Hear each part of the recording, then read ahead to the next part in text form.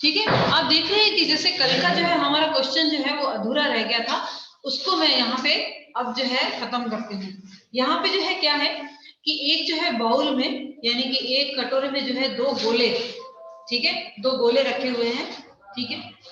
तो उन दोनों स्फीयर्स का जो है क्या है, बीच में जो है प्रणोद जो है, ठीक है, यानी कि बीच में रिएक्शन जो है वो कितना है, वो हमें जो है ज्ञात करना है, ठीक है।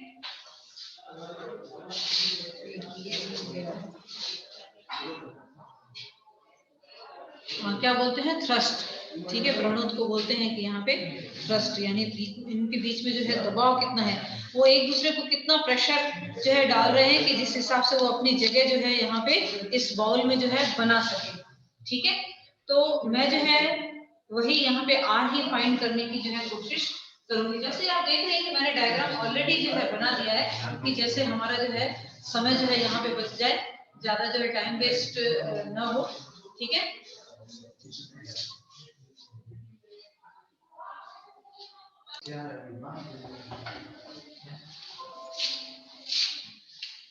तो यहाँ पे जो है मैंने देखिए ये डायग्राम बनाया है कि रिएक्शन जो है एस, फिर जो है रिएक्शन आर, और फिर जो है उसका भार जो है यानी कि वेट डब्ल्यू जो है ऊर्ध्वाधर नीचे की ओर क्रियाशील है, उनके बीच में एंगल्स भी बना लिए हैं, ठीक है। ये जो है एंगल थीटा है यहाँ पर, ठीक है, तो ये 90 प्लस थीटा हो जाएगा, और यहाँ पे ये 90 डिग्री है ही ऑलरेडी, आप देख रहे हैं डब्ल्यू और आर के बीच में 90 डिग्री है, यहाँ पे ये थीटा है तो ये क्या हो जाएगा 180 माइनस थीटा हो जाएगा। तो यहाँ पे जो है लिखेंगे कि लामे प्रमेय से, लामे प्रमेय से आर अपॉन, ठीक है, अब आर अपॉन क्या हो जाएगा साइन 90 प्लस थीटा, क्योंकि एस और डब्ल्यू के बीच में एंगल कितना है 90 प्लस थीटा जितना है। अब जो है मैं लिखूंगी डब्ल्यू, डब्ल्यू अपॉन डब्ल्यू, तो एस और आर के बीच में जो है एंगल कितना है साइन 180 माइनस थीटा जितना, ठीक है। और उसके बाद जो है यहाँ पे आ जाता है एस, तो एस जो है, तो देखेंगे आर और डब्ल्यू के बीच में एंगल कितना है, ये 90 जितना, ठीक है। तो ये हो जाएगा कि आर अपॉन यहाँ पे ये कॉस थीटा, क्योंकि 90 प्लस थीटा कॉस थीटा हो जाएगा, W अपॉन यहाँ पे हो जाएगा साइन थीटा, और यहाँ पे S अपॉन ये हो जाएगा 1। तो यहाँ से जो है आप R और S जो है वो ज्ञात कर सकते हो। R की वैल्यू क्या हो जाएगी W, और ये हो जाएगा cot थीटा, और यहाँ पे S की वैल्यू क्या हो जाएगी W, और ये हो जाएगा cosec थीटा, ठीक है, ये हो जाएगा यहाँ पे cosec थीटा। चलिए अब जो है हमें क्या करना है, R फाइंड करना है, ठीक है, हमें S नहीं फाइंड करना, हमें R फाइंड करना है। तो R फाइंड करने के लिए जो है हमारे पास जो है यहाँ पे जो है cot थीटा है, तो cot थीटा हमें जो है यहाँ पे अपने डायग्राम से जो है फाइंड करना है। सबसे पहले जो है मैं देखती हूँ कि मेरा थीटा जो है कहाँ पे है। यहाँ पे जो है एक ट्रायंगल बन रहा है, मैं आपको अलग से बता देती हूँ, एक ट्रायंगल बन रहा है, ये है यहाँ पे M, ये O, और ये N, और यहाँ पे ये थीटा है, ठीक है, यहाँ पे ये थीटा है। अगर यहाँ पे माप की बात करें तो ON जो है कितना है, इसकी जो है छोटे वाले जो गोले हैं उनकी रेडियस कितनी दी हुई है, त्रिज्या कितनी दी हुई है, A जितनी दी हुई है, और ये जो बड़ा वाला है ना गोला, इसकी जो है रेडियस कितनी दी हुई है, यहाँ पे दी हुई है स्मॉल r जितनी। तो यहाँ से यहाँ तक जो है मैं काट देती हूँ, तो बाकी यहाँ से यहाँ तक अगर मापते हैं तो ये क्या हो जाएगा r माइनस a हो जाएगी, ठीक है, रेडियस क्या हो जाएगी, सॉरी ये माप कितना हो जाएगा, ये ओ एम का r माइनस a हो जाएगा। तो अगर मैं cos थीटा लिखूं तो cos theta is equal to कितना हो जाएगा, cos theta is equal to हो जाएगा यहाँ पे a upon r minus a। और यहीं से जो है आप cot थीटा भी डायरेक्टली जो है फाइंड कर सकते हो, लेकिन हम लोग क्या करेंगे साइन और cos को अलग अलग से फाइंड कर लेते हैं। तो साइन की वैल्यू हो जाएगी 1 माइनस कॉस स्क्वायर थीटा, यानी कि ये हो जाएगा 1 minus a square r minus a का स्क्वायर। तो इसको हम लोग जो है सॉल्व कर लेते हैं, आर स्क्वायर 2ar और plus A square minus a square, और ये हो जाएगा आर माइनस ए का स्क्वायर। तो आर माइनस ए जो है वो आ जाएगा बाहर, रूट के बाहर, और यहाँ पे ए स्क्वायर कैंसिल हो जाएंगे, और ये रहेगा आपके आर स्क्वायर माइनस 2AR। तो चलिए अब आपको सिर्फ क्या करना है, यहाँ पे जो है कॉट थीटा की वैल्यू जो है वो रखनी है। तो R इज इक्वल टू ये हो जाएगा W cos theta upon sine theta. cos theta है यहाँ पे A upon R minus A, और ये है यहाँ पर रूट में R square minus 2AR upon जो है R minus A। R minus A जो है वो कैंसिल हो जाएगा और ये यहाँ पे रहेगा A, और इसके साथ W भी है A W, और यहाँ पर जो है R को हम लोग कॉमन ले लेते हैं, R और R माइनस 2। तो ठीक है, जो हमको हमारी रिक्वायरमेंट थी वो हमें यहाँ पे मिल गई। ठीक है, वो हमें यहाँ पे मिल गया। तो आपके जो है अब पिछला चैप्टर जो है यहाँ पे खत्म हो जाता है। अब जो है हम लोग नया जो है शुरू करते हैं, घर्षण यानी कि फ्रिक्शन। ठीक है, फ्रिक्शन।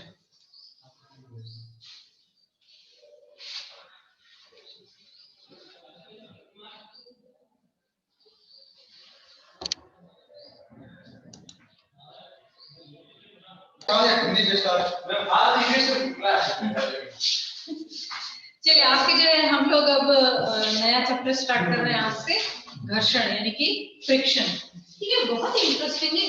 देखिए स्टैटिक्स जो है बच्चों को लगता है कि ये बहुत ही डिफिकल्ट सब्जेक्ट है। आप देख रहे हैं कि मैथमेटिक्स कौन सी आ रही है, यहाँ पे ट्रिग्नोमेट्री आ रही है ज्यादा से ज्यादा, और कुछ नहीं आ रही, और बहुत ही इंटरेस्टिंग है। इंटरेस्टिंग इसलिए क्योंकि सीधा सीधा जो है पढ़ने में कोई मजा नहीं है, जिसमें जो है हमारा दिमाग जो है लड़ाना पड़े, उस चीज को जो है पढ़ने में बहुत मजा आता है। ठीक है, यहाँ पे जो है पहले तो जैसे क्वेश्चन दिया हुआ है उस हिसाब से डायग्राम बनाना, और डायग्राम बनाने के बाद जो वहां पे पूछा गया है, ठीक है, जिस तरह से अगर रिएक्शन पूछी गई है, रिएक्शन या कुछ थीटा का कुछ जो है मान पूछा गया हो, या कोई रिलेशन जो है वो पूछा गया हो, उसको जो है उस डायग्राम से जो है प्रूव करना। तो मैथमेटिक्स जो है वो यही है।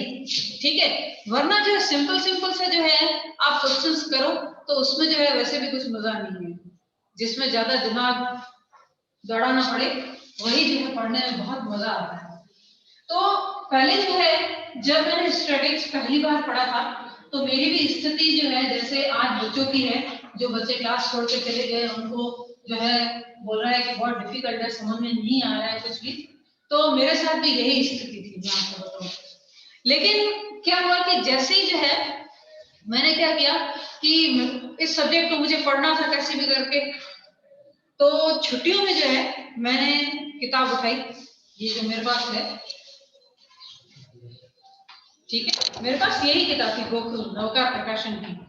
और फिर जो है क्या किया कि इसमें पहले मैंने सॉल्व एग्जाम्पल पढ़े, फिर सॉल्व एग्जाम्पल पढ़ने के बाद उसको एग्जाम्पल को अच्छी तरह से समझा, क्योंकि पढ़ने में ब्रिलियंट में पहले से ही थी। तो उन एग्जाम्पल को अच्छी तरह से मैंने समझा कि क्या है इसमें। फिर जो है उसके सॉल्व एग्जाम्पल अनसॉल्व जो है वो सॉल्व करने की कोशिश की। कुछ किताबें भी थी मेरे पास, उनकी मैंने हेल्प ली कि क्या होता है।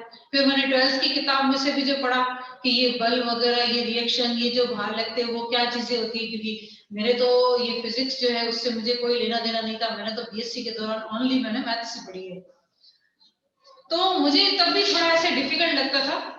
लेकिन जैसे ही ये सब्जेक्ट जो है मैंने पढ़ाना शुरू किया, तब मुझे लगा कि इससे इंटरेस्टिंग तो हो नहीं सकता। यानी कि फिजिक्स और मैथमेटिक्स का जो है वो मिला के एक सब्जेक्ट बनाया गया है, ये स्टैटिक्स।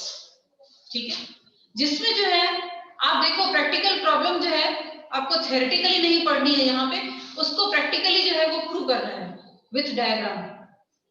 ठीक है, और जो मैथ्स को अगर पसंद करता है तो डेफिनेटली इस सब्जेक्ट को जरूर पसंद करेगा, क्योंकि यहाँ पे जो है देखेंगे कि जब फ्रिक्शन के भी हम लोग क्वेश्चन करेंगे तब जो है आप देखिएगा कि किस तरह से जो है उनको सॉल्व किया जाता है और कैसे कैसे डायग्राम जो है वो बनाए जाते हैं।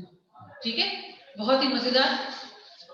और अगर नहीं समझ में आता है तो ये उन लोगों की गलती है, क्योंकि जब शुरुआत से जो है अगर हमारे पढ़ा जाए जिस चीज को, तो ही जो है हमें समझ में आता है, ठीक है। और बीच में से जो है हम लोग नहीं समझ सकते। लेकिन फ्रिक्शन जो है आज से स्टार्ट कर रहे हैं, तो मैं आशा करती हूँ कि बाकी जो नए स्टूडेंट यहाँ पे देख रहे हैं तो उनको भी समझ में आ जाएगा। तो यहाँ पे फ्रिक्शन यानी कि घर्षण, अब आप जानते हो घर्षण बल क्या होता है, ठीक है। अब जो है मैं आपको वो जो आप खेलते हो ना, क्या बोलते हैं, कंटा बोलते हैं, कंचा बोलते हैं, क्या बोलते हैं, बच्चे खेलते हैं, आपने भी खेली होगी, ठीक है। उसको हम इसी ये मैं कहूँ लैब के जो ये आपका फ्लोर है, इसको आप थोड़ा सा धक्का दे दो, ठीक है, धक्का दे दो, गति होगी उसमें, गति होगी, ठीक है। गति होने के बाद जो आप जानते हैं वो रुक जाएगा। क्यों रुकेगा? क्योंकि उस पर जो है क्या करता है, ये जो फ्लोर है उसका घर्षण बल जो है वो काम कर रहा है, ठीक है। अब जो है मैंने इस जो है कंटे को यहां से जो है मैंने उसको धक्का दिया, ठीक है, यहां से उसको धक्का दिया, ठीक है। तो उसका घर्षण बल जो है इसके ऑपोजिट काम करेगा और वो क्या करेगा, वहां पे रुक जाएगा।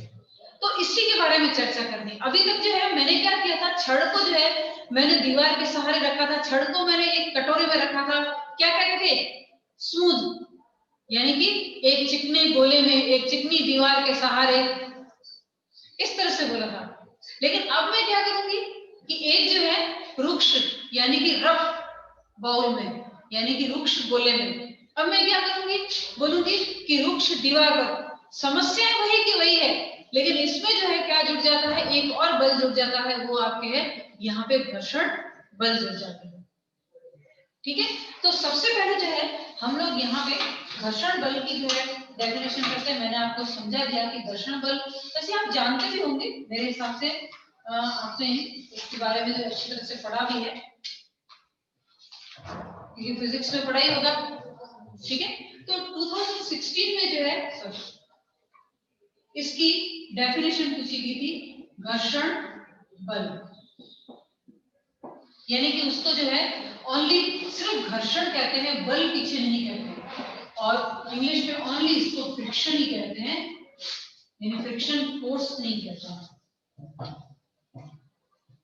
ठीक है। परिभाषा ये थी कि जब दो पिंडों को जो है परस्पर जो है संपर्क में रखा जाए, ठीक है, परस्पर संपर्क में रखा जाए, और उसमें जो है एक दूसरे को जो है रोकने की जो है उसमें प्रवृत्ति, उसको फिसलने या गिरने या गति करने की जो प्रवृत्ति है, उनमें जो बल जो है उत्पन्न होता है, वही बल जो है क्या कहलाता है, घर्षण कहलाता है, ठीक है। वही बल जो है घर्षण कहलाता है।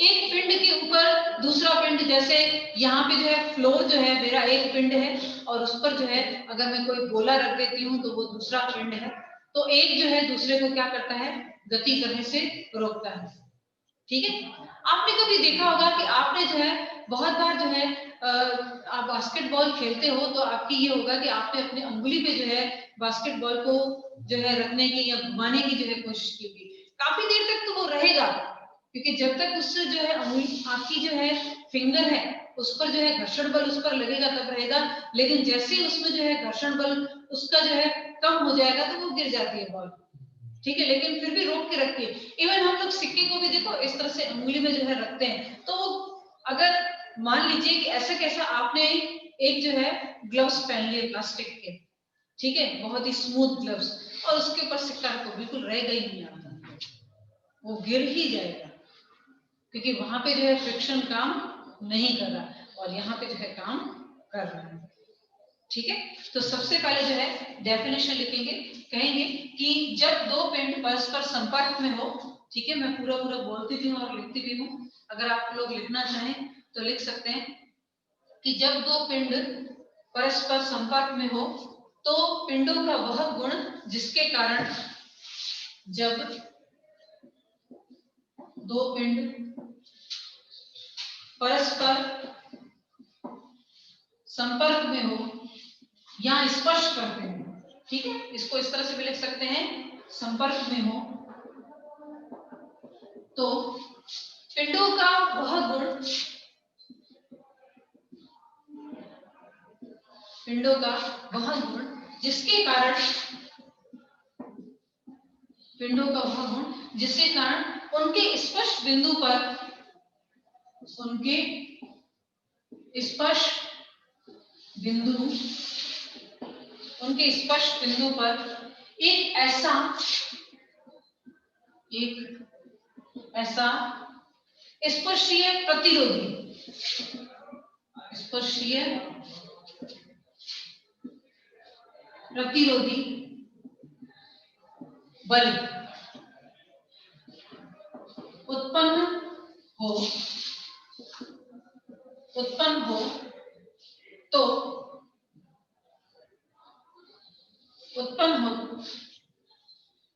होता है, क्योंकि हमने लिख दिया अगर संपर्क में हो तो ऐसा जो है स्पर्शरेखीय बल जो है, प्रतिरोधी बल जो है उत्पन्न होता है, जो पिंड को फिसलने या गति करने से, पिंड को फिसलने या गति करने से रोकता हो, गति करने से रोकता है। घर्षण बल कहलाता है।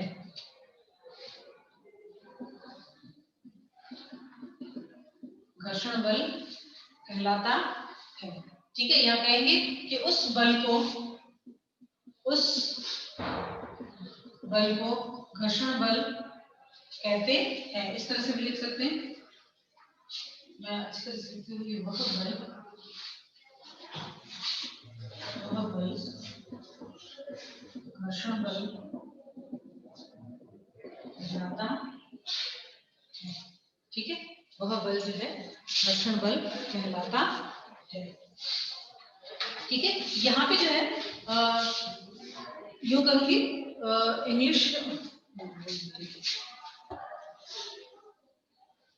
2-3 डेफिनेशन जो मुझे अभी आज करवानी है, और उसके बाद जो है मैं आगे और इसमें, चलिए इसके जो है टाइप्स है, तो चलिए घर्षण के प्रकार। ठीक है, घर्षण के प्रकार, तो पहला प्रकार है स्थितिक घर्षण, यानी कि स्टैटिकल फ्रिक्शन।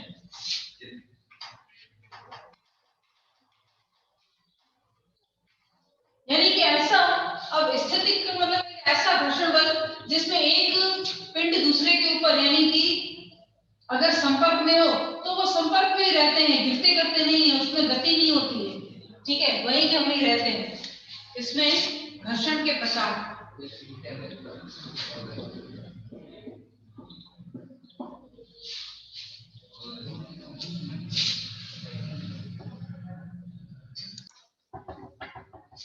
तो चलिए घर्षण के प्रकार में जो है, पहला स्थितिक घर्षण। ठीक है, यानी कि स्टैटिकल फ्रिक्शन।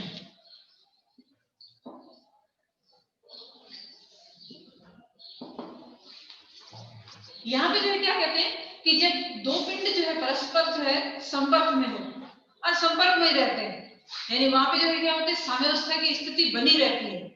ठीक है, तो उसको क्या कहते हैं, स्थितिक। आप तो शब्द से ही समझ गए होंगे, मैं जानती हूँ कि आप जो है ये शब्द बोला है उसी से ही समझ गए होंगे कि कहेंगे कि जब दो पिंड स्पर्श करते परस्पर संपर्क में साम्यावस्था में हो, तो इस स्थिति में उनके स्पर्श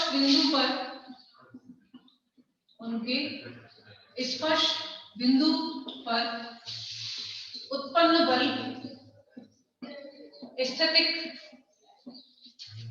स्थितिक घर्षण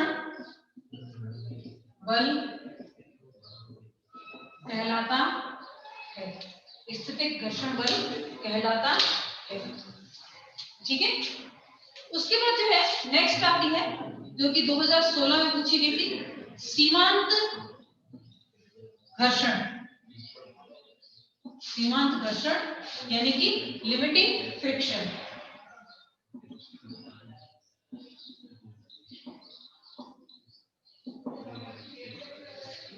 यानी कि लिमिटिंग फ्रिक्शन। अब लिमिटिंग फ्रिक्शन यानी कि क्या है कि एक दो पिंड जो है संपर्क में हो और एक जो है दूसरे में फिसलने की बस स्थिति में, बस उसके बाद जस्ट वो फिसलने ही वाला हो या गति करने ही वाला हो, ठीक है। तो उस स्थिति को है, जैसे आपको मैंने कहा कि आपके लिए तो अच्छा उदाहरण है, आपने बास्केटबॉल अपनी उंगली पर रखी, पहले आपने बैलेंस कर लिया, ठीक है। तो अब जो है क्या होगा, जैसे ही लास्ट जो स्थिति होगी और उसके बाद तुरंत क्या होगा, बॉल गिर जाएगी, तो वो स्थिति जो है वो क्या कहलाती है, आपकी सीमांत घर्षण यानी कि लिमिटिंग फ्रिक्शन। इसको कहेंगे कि जब एक पिंड दूसरे पिंड पर, जब एक पिंड दूसरे पिंड पर फिसलने की स्थिति में हो और से फिसलने की स्थिति में हो,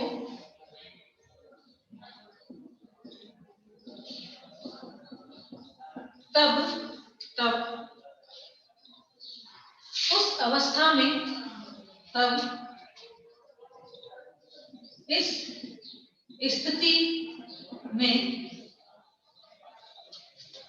स्पर्श बिंदु पर उत्पन्न, स्पर्श बिंदु पर उत्पन्न घर्षण बल सीमांत घर्षण कहलाता है। सीमांत घर्षण कहलाता है, ठीक है। बस अब उसके बाद जो है जस्ट अब उस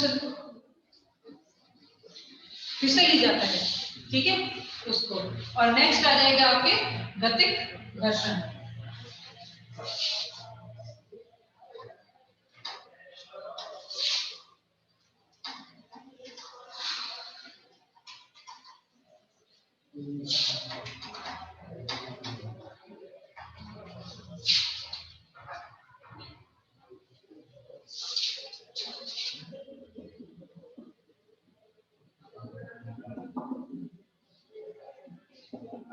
यानी कि डायनेमिक फ्रिक्शन,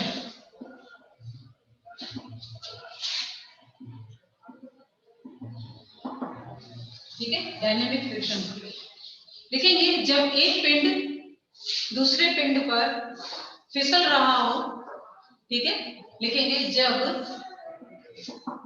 एक पिंड दूसरे पिंड पर फिसल रहा हो, ठीक है। तो इस स्थिति में, तो इस स्थिति में उत्पन्न, इस स्थिति में उनके स्पर्श बिंदु पर उत्पन्न बल यानी घर्षण बल, ठीक है, बिंदु पर उत्पन्न घर्षण बल गतिक घर्षण कहलाता, ठीक है। डेफिनेशन जो है वो पूछी जा सकती है, तो इस वजह से जो आप जरूर दिमाग में रखिएगा।